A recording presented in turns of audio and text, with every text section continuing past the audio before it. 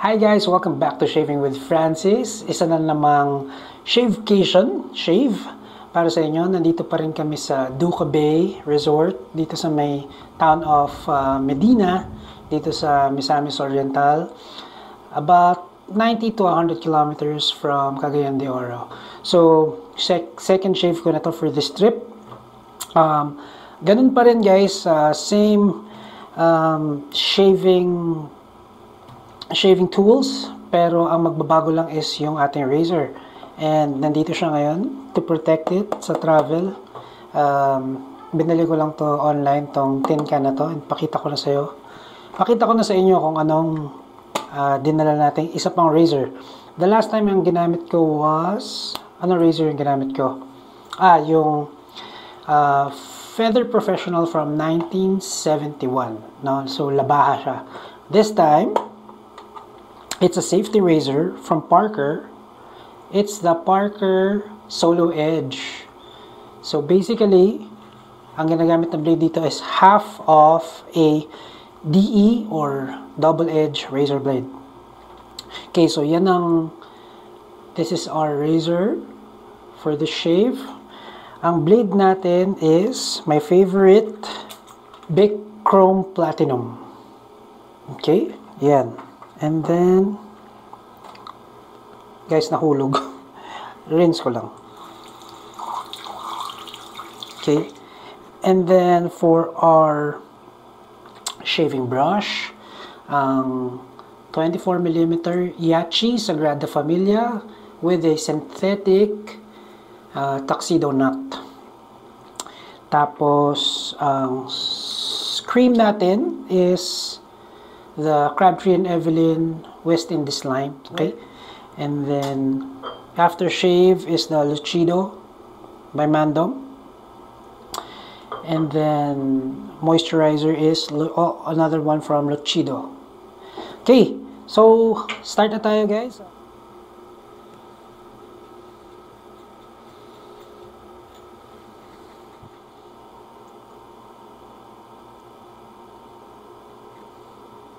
Then that's it.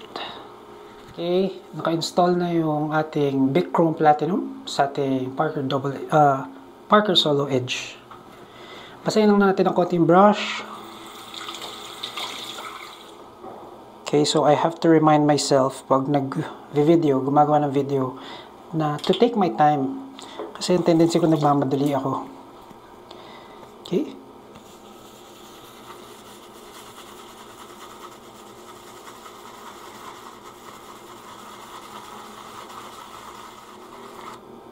Okay, maybe lagyan pa natin ng konting water. Okay, wow. Dami na nating lather guys. I think this should be enough.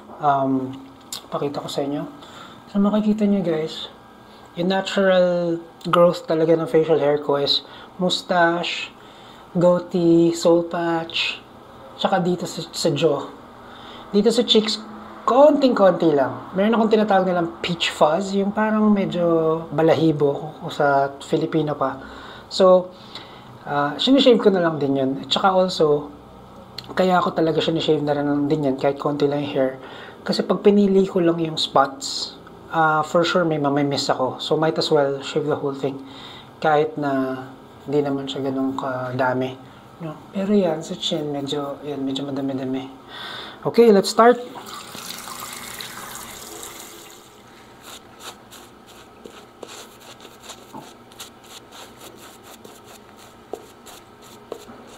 Ang ganda ng pagka-lather natin dito, guys. Actually, itong Sagrada Familia with the tuxedo knot. This is more than enough. But syempre, this is my hobby, so I like to collect. But ito, okay na to, guys. This will last you a lifetime, I think. Okay, guys. Light touch lang. Huwag masyadong didiinan. Okay.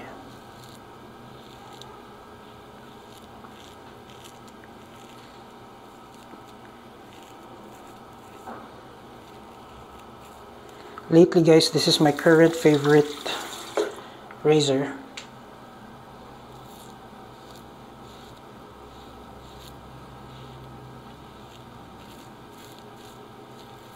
It's pretty efficient pero smooth.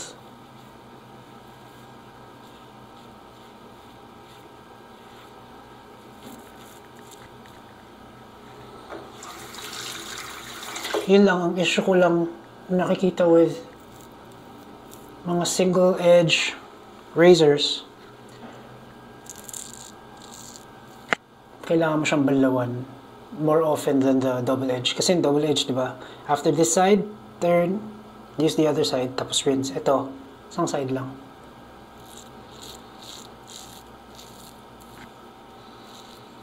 With this combination, yung Bic Chrome Platinum and Parker Solo Edge, hindi mo kailangan masyadong bigyan ng effort.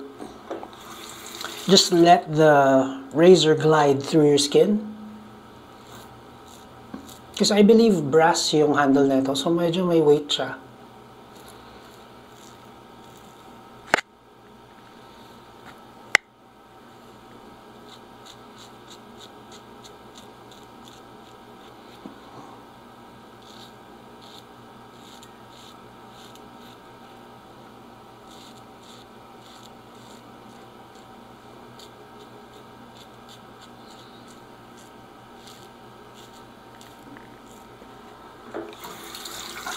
That's it for our first pass. Very nice. Let's move on to the second pass.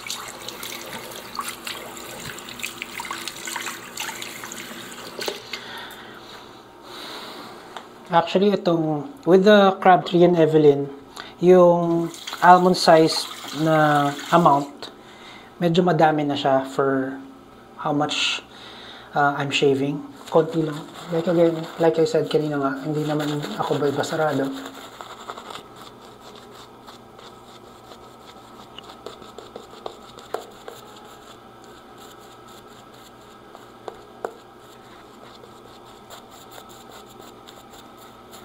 Madami na siya. And hindi, itong brush ko, hindi ko na dinip dun sa bowl eh. Ito na yung kanina pa. Binasa ko lang ng konti. Kasi pag na-expose na siya sa air, magdadry siya ng konti. So, dagdagan niyo lang ng konting water.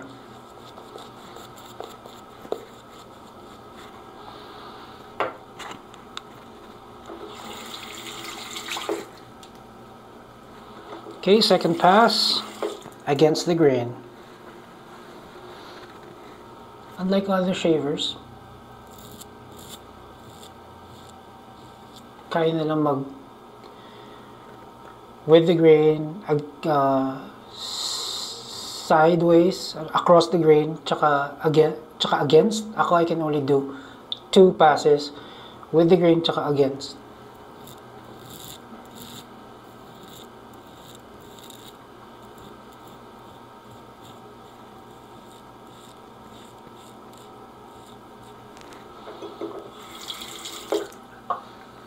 Uulitin ko tong side na to guys kasi yung hair ko dito sa right side, dito sa chin, yung growth niya is sideways. It goes like that.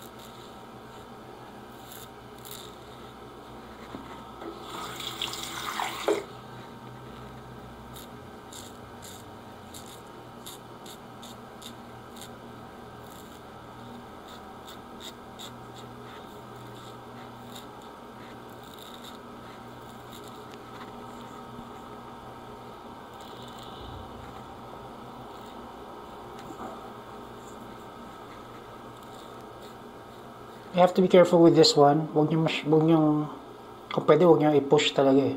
Kasi, medyo, hindi mo siya aggressive na aggressive, pero it's one of my most efficient razors. So, very, very light lang.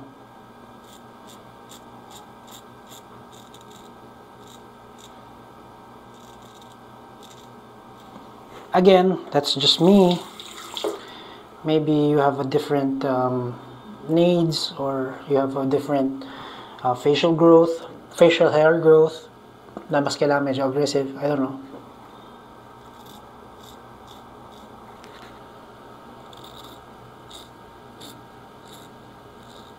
Okay, check.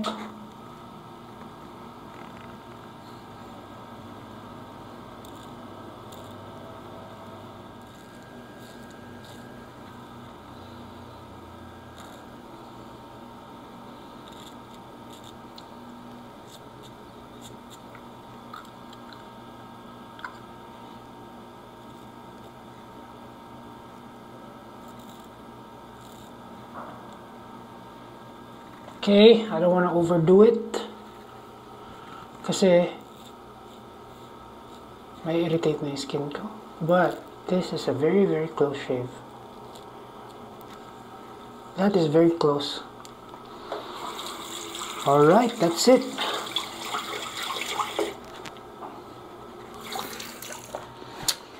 Okay, Aftershave Lucido by Mandom. Unscented pero mentholated. Oh. Nakalimutan ko pala guys maglagay ng alum block. Normally, like I said the last video, hindi naman ako lagi naglalagay ng alum block, no, unless I really need to. But sabi ko nga, pag gagawa ako ng videos, maganda maglagay ako ng alum block para I can tell you guys how it feels. Nakalimutan ko guys, sorry. But based from applying the aftershave splash, hindi siya masyadong mahapde, hindi siya masyadong masakit. So, I could feel na it was a very close shave, pero manageable. Hindi siya masyadong aggressive. It doesn't feel aggressive, but it's very precise and efficient. So, yeah. Guys, Lucido, unscented, mentholated, perfect for a hot weather. Palamigin ka, ipadry ko lang tong aftershave natin. Okay, now let's put on the Lucido moisturizer. Okay guys, this is not a shaving balm. It's not a shaving balm. Gumagamit lang ako ng shaving balm if I need to, if I have irritation. But if I want to moisturize my face, which I always do, I use a moisturizer. So magkaiba po yung shaving balm sa moisturizer. So again, di ako gumagamit lagi ng shaving balm, just like the alum block. I don't use it all the time unless kailangan. But definitely aftershave splash, basta anything that you can use as an antiseptic, like pwedeng gel.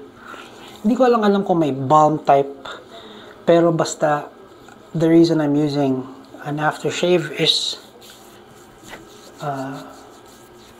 para sa kanyang antiseptic properties. And then moisturizer to moisturize. And that is it guys. Tapos na yung shave natin. That's another episode of Shavecation. Uwi na kami bukas. So back to regular programming.